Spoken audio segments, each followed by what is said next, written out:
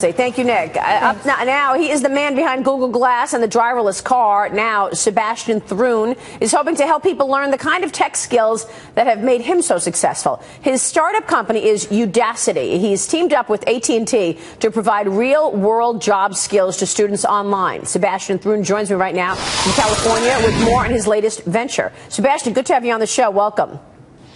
It's my pleasure.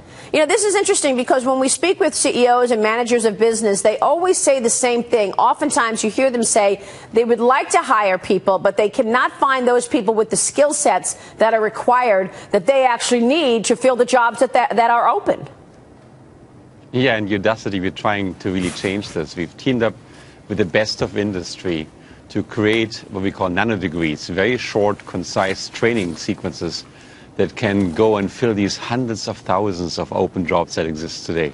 Where are those jobs? And tell me about the nano degree. How long does it take? But first, talk to us about where the jobs are. The jobs are all over the Fortune 500 companies. We just signed up Capital One, GE. We've been working for a long time with AT&T. Then we have Google and Facebook, lots of Silicon Valley companies. Everybody has data and wants to make sense out of data. So this is a data analyst program where people become data analysts and can take a job in any of these companies. So what kind of skill sets is that required? Do you have to be an engineer? You have to be okay with math. You have to be willing to program a computer. You have to be willing to look at data. You have to be willing to learn and open-minded. But you don't have to be a rocket scientist for this. Lots of people, high school teachers and so on, can take this education and become a data analyst. So in terms of Udacity and what you are providing in this realm, give us a sense of how long it is, what is required to actually learn this kind of skill. Well, you can do it at home. You can do it on a tablet, on a phone. It's very, very flexible. It takes the average person about half a year. It really depends on how far advanced you are. And what you're going to learn is some level of programming, of course, but really understanding data, statistics, machine learning, how you can take a big data set and make sense out of it, which is kind of what Amazon does all the time, and Google and Netflix and all these wonderful Bay Area companies. What are you doing in terms of online education? Talk to us about how you see education changing and how Udacity is answering that call. Well, I can tell you my personal mission is to really democratize education, bring it to everybody, because I think we all need it more urgently than ever before. We have the world's best higher education system in this country. It's very exclusive. It's very hard to get in. I've been working relentlessly with Udacity to open this up to the entire world. We are really focused on jobs. We are focused on skills that get you the job. So it's not the kind of liberal arts type education you find in college, but it's really the education you need to get employment. So what is the thread that led you from, Google developing the early development of the driverless car and Google Glass? How do you get to online education?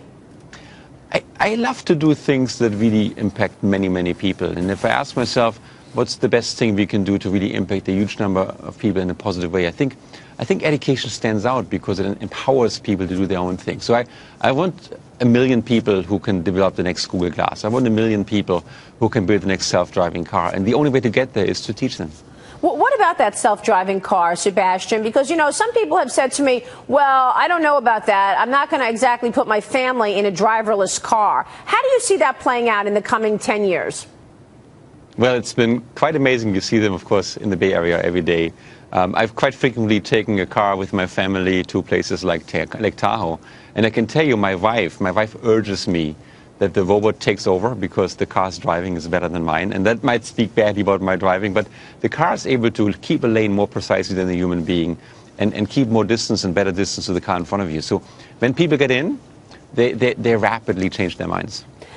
Do you worry that all of this new technology is replacing humans in terms of their own jobs? I mean, that obviously that's where this is going. Machines are running things that formerly humans were having those jobs, right? Which puts the onus on all of us even more to make sure we've got the right education. I do, and you just said it, Maria.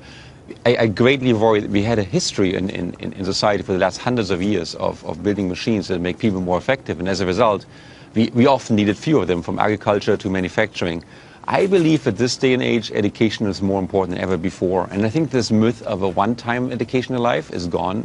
I think companies like my own, Udacity, and many of the other companies like Coursera and edX really contribute to getting people education through a lifetime. And I think it's more important than ever before. So everybody should just engage. Well, I agree with you. I mean, you don't want your doctor to stop learning, right? I mean, you know, the new innovations and technologies out there to continue to